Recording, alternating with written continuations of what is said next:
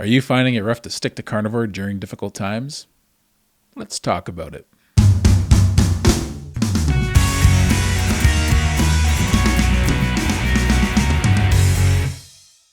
What's shaking, bacon? They say hard times define you. Hard times make you a better person, and hard times help you to learn from past mistakes and how to move forward and navigate through life more efficiently. They say wisdom comes with age. It's tough to keep most anything going through difficult times. We've all been through difficult times at one point or another. I had a friend going through difficult times a few years ago, and coincidentally, I was going through a rough spell myself. Now, it's interesting how that can happen. Sometimes you can coast through life and everything just keeps going your way, but every now and then, it's like everything's been saved up to happen all at once. And we were hanging out a lot with each other, and we were, doing lots of things together. We were just hanging out, going to restaurants, just sitting back talking, and we were also starting to work out together. Now, he wanted to come over. He found these workouts were really beneficial for him, but he had a difficult time keeping to it. And he was starting to pay a little more attention to his diet at the time. So I was helping him with some protein powders and some protein bars. He was trying to balance the difficult times he was going through with some structurally good things in his life, some things that were helping him out to maintain keeping up with all the stress that he was going through that was beyond his control, really. And one of the things he was doing was he was working out with me. And another thing was he was starting to get his diet more under control. Now, he was never a big guy, but he wanted to start doing a bit of exercise to get in shape, as well as to just manage his stress. So we started doing HIIT workouts together. And it really helped him because he was having difficulty for a while maintaining his diet. He had the opposite problem I had. When he went through stress, he just wouldn't eat. He would go through the whole day and have maybe a third of the amount of food he was supposed to have in a day. When he got stressed, he didn't eat. When I got stressed, I ate a lot, and I always went to junk food. Now, when it came to the exercise part of things, he found he was struggling a little bit maintaining a schedule. So I'd have to be like, come on, you're coming over. And it was helping me out too, because it was keeping me to a schedule.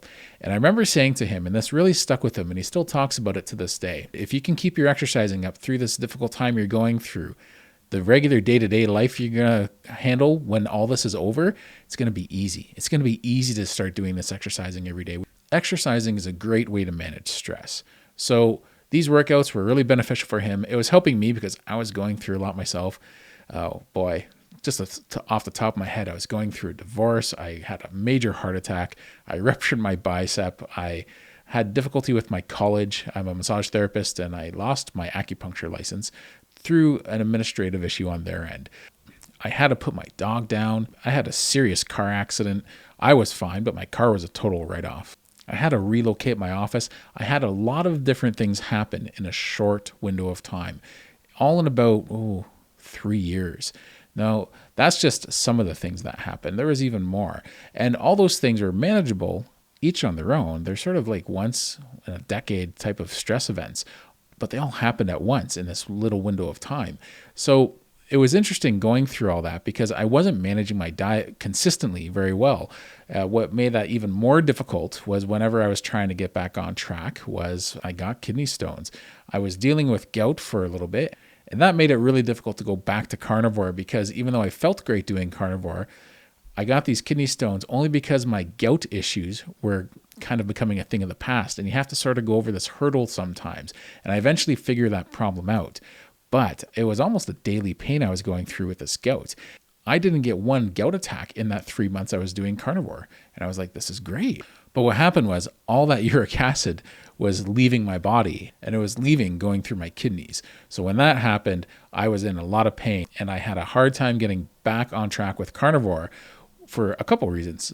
Really a few reasons. The stress of life, the sugar addiction, because I kept going back to a bad diet, as well as worry that I was going to get more kidney stones. So I eventually figured out my problem. And my problem was managing my diet. Managing my diet, because I was an emotional eater, was one of the keys to manage everything else, because once I got my blood sugar regulated, everything else got easier. My friend, once he kept up that exercise routine for a while through all those difficult times, it's been easy for him to keep it up years later. It's probably been like 6 years. And he works out a couple times a week. He does some boxing now. He really enjoys it. But the one thing that I've been able to do through all that.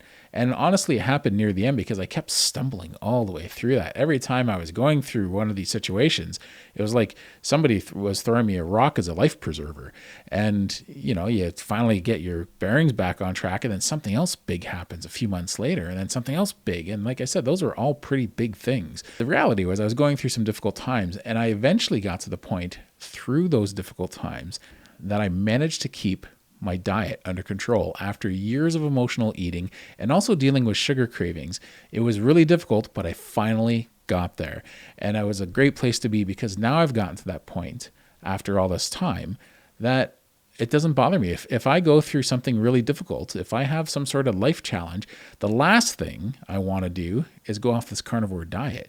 I found so much benefit from this way of eating, balancing my blood sugar, balancing my emotions, and not channeling my emotions through my eating. It made life easier to manage.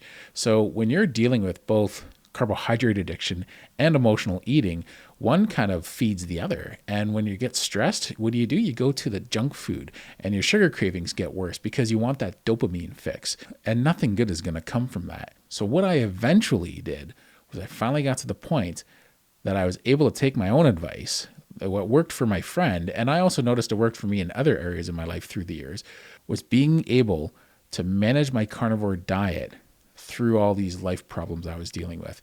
And once that got under control, everything else seemed easier to manage because I learned to manage my emotional eating, and I learned to manage my sugar and carbohydrate addiction. When those two things are under control, everything else just gets easier in life. So you're not dealing with highs and lows through the day emotionally. Not that I was like an emotional guy walking around going through crying spells or anything like that, or emotional moments. It's just that you don't have the highs and lows with your sugar addiction. So when you're more balanced through the day, like calm waters, it's easier to take things on in life. So I want you to ask yourself, when you're starting this carnivore diet, if you recognize you're an emotional eater, is this something that you think you can stick with, that you can work through? Can you make a promise to yourself like I sort of had to do? I don't care what happens from this day on. I'm not cheating on this way of eating. I'm not going to go back to junk food. It's a difficult thing to do when you're battling both emotional eating and sugar addiction, but I'm telling you, you can do it. I know you can do it because I did it. It's a tougher uphill battle, but when you get to the top, you're going to be doing one of those king of the world things. And when you get over that hill, everything's more manageable. You sometimes just have to take it day by day and know no matter what happens, you did good that day. You didn't deviate, because every time you deviate from this carnivore diet, if you're dealing with sugar addiction, you're resetting that sugar addiction. You don't want to do that. Before I finally got it under control, I couldn't make it till 10 or 11 o'clock some days before I would cheat. Think about that. I had only been up for a few hours and I was, boom, back to my sugar. So it's a good thing when you get to this point. You have to make this goal and promise to yourself that you're going to get over this hurdle. It's a temporary hurdle, and you're using that as an influence to stop exercising or stop having a clean diet. You're going to be in this loop constantly over and over and over again of dealing with life problems in a negative way. When you could turn around and deal with life problems in a way that doesn't only stop that habit and that trend, but create a trend going in a wonderful, strong, good direction, you're helping yourself and you're helping everyone else around you, because the better you do, the better your family does, the better everyone around you does. So keep this in mind when you're going through difficult times. Don't deviate from your path. Use that stress to harness your resolve so that you're not going to fall into old habits, so that you're going to make better decisions with your diet. So learning to manage your sugar cravings is going to help you to manage any emotional eating that you might be going through. Managing that emotional eating is going to help you to deal with your day-to-day problems. But you know what? You're going to find healthier ways to deal with your emotions, and exercise while you're doing this high-protein diet isn't such a bad way to go. So I want you to keep this in mind. It's a difficult road if you're going through difficult times, and if you're going through a cycle with good eating and bad eating, back and forth, and you're just keeping it up, and it's been a trend for you for sometimes years or decades, now you can stop and recognize that this is something that you need to take care of. You need to break the cycle. Recognize that it's a cycle. It hasn't just been a problem of you putting on weight and losing weight, or you trying to manage the inflammation or your health problems. This is a problem breaking a cycle.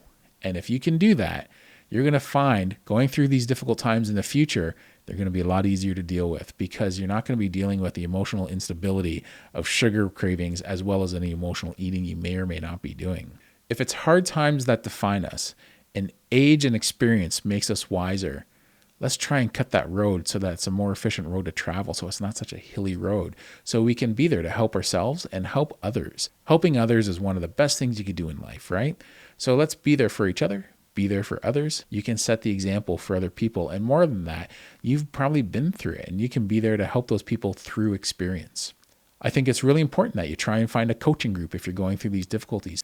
Kelly Hogan offers a coaching group. I highly recommend finding your tribe. You can get one on social media, on Facebook or Instagram. You can have these positive influences all around you, but having your own tribe is a really smart way to go. I've noticed it's been very beneficial for me.